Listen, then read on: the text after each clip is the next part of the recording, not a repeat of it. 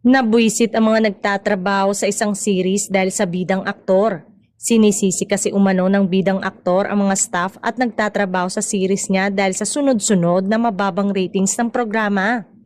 Kung sa unang series na ginawa talaga namang walang nagawa ang kalabang show.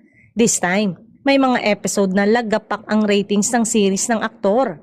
Sentimiento ng mga staff nung hindi matalo-talo ang series ng aktor, wala man lang umano itong pasalamat sa mga nasa likod ng production ang natanggap.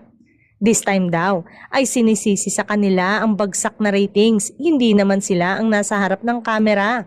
Ayon sa isang insider, hindi man daw kataasan ng ratings nito'y hindi masasabing flop ang serye kaya anytime soon ay magwawakas na din ito sa ere. Nakakalungkot lang na nadamay pa ang mga kasama nito maging ang mga staff na naghirap din para sa programa.